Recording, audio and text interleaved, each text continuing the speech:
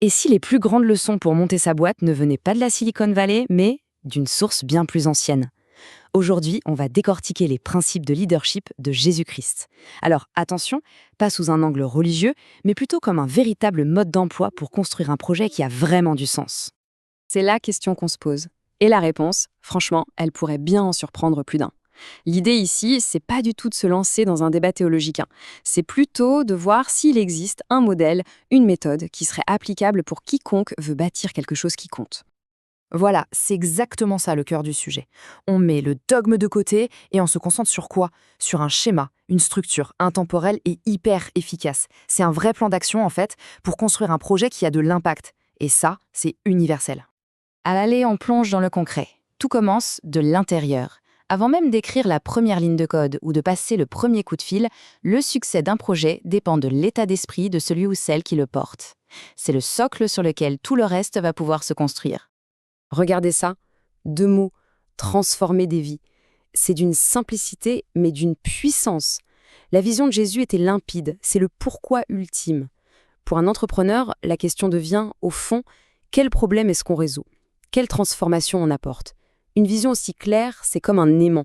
Ça attire les gens qui partagent cette même conviction. Alors attention, quand on parle de foi ici, on n'est pas du tout dans le registre religieux. C'est une conviction entrepreneuriale. C'est cette capacité à agir comme si la vision, le futur était déjà là, sous nos yeux.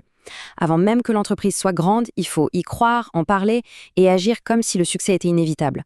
C'est une projection mentale qui nourrit l'action au quotidien. Forcément, aucun parcours n'est une ligne droite. La résilience, c'est la base de tout. Jésus a dû faire face à la critique, au rejet, à des épreuves énormes, mais il a tenu bon. Et le point crucial, c'est que les plus grandes victoires arrivent souvent juste après un échec cuisant. C'est la persévérance qui fait toute la différence, surtout quand plus personne ne semble y croire. Ok, donc, on a les fondations intérieures. Maintenant, comment est-ce que ça se traduit en actions concrètes? Comment un leader exécute sa vision et interagit avec le monde autour de lui? Ce qui est fascinant, c'est que Jésus n'a jamais dominé par la force, il a servi. L'image de laver les pieds de ses disciples, elle est hyper forte. Ce modèle du leader-serviteur, c'est d'une puissance incroyable. Un entrepreneur efficace, il sert ses clients, il sert son équipe. En écoutant, en aidant, en cherchant vraiment à comprendre, on bâtit une loyauté en béton, bien plus solide que celle obtenue par la simple autorité. 12, juste 12 personnes. C'est tout ce qu'il a fallu pour démarrer. Ça montre bien qu'on n'a pas besoin de commencer avec une armée. L'important, c'est de se concentrer sur un noyau dur, un petit groupe de personnes totalement engagées. Et on cherche quoi chez ces premières personnes? Surtout pas la perfection. Jésus a choisi des gens simples, avec leurs défauts. Ce qui comptait, c'était leur caractère, leur loyauté et leur envie d'apprendre. Le but du jeu, c'est de les faire grandir, de les amener à devenir encore meilleurs que soi-même. Autre pilier, la communication. L'arme secrète de Jésus? Les paraboles. Des histoires toutes simples pour faire passer des idées super complexes. C'était du storytelling avant l'heure. Dans le monde de l'entreprise, c'est exactement la même chose. Le jargon technique, ça perd tout le monde. Une seule phrase qui claque aura toujours plus d'impact que 5 pages de blabla. La clarté gagne à tous les coups. Bon, on a vu le pourquoi intérieur et le comment extérieur. Maintenant, la question qui tue. Comment est-ce qu'on mesure le succès? Et si le vrai indicateur n'était pas celui qu'on pense? Sa mesure à lui, ce n'était pas le nombre de followers ou l'argent en banque, c'était les vies transformées. C'est une invitation à se recentrer en permanence. Ce sont des questions à se poser chaque matin. Quel impact mon travail a aujourd'hui? Qui est-ce que je sers vraiment? C'est un rappel super puissant de la finalité de ce qu'on fait.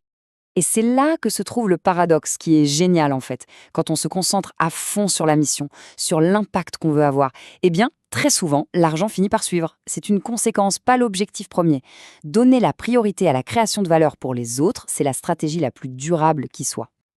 Allez, petit bonus. En plus de ces grands principes, les sources dont on s'inspire proposent 4 attitudes très concrètes, presque des disciplines quotidiennes, que tout leader peut adopter pour être encore plus efficace. Alors, regardons-les vite fait. Numéro 1, l'humilité. C'est simple, c'est admettre qu'on a toujours quelque chose à apprendre. Ensuite, la discipline. Sans elle, la plus belle des visions reste juste un joli rêve. Troisièmement, l'amour.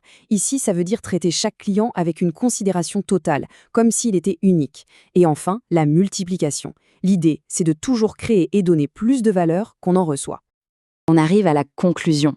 Et quand on met tous ces éléments bout à bout, La vision, le service, l'impact, on se rend compte qu'on ne parle plus juste de monter une boîte.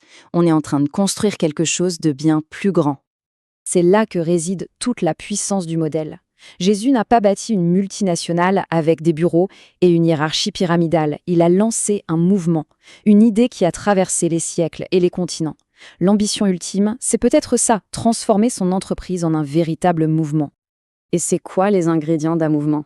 Eh bien, c'est tout ce qu'on vient de voir. Une vision ultra claire, une mission qui la rend concrète, une équipe soudée, un message simple et surtout, une approche profondément humaine. C'est ça la recette pour construire un héritage qui dure. Et on va finir là-dessus. C'est peut-être la question la plus importante que doit se poser quiconque se lance dans l'aventure entrepreneuriale. Au final, le but du jeu, c'est quoi? Juste générer du profit ou aspirer à laisser une trace positive, à changer des vies? La réponse à cette question, elle définit absolument tout le reste.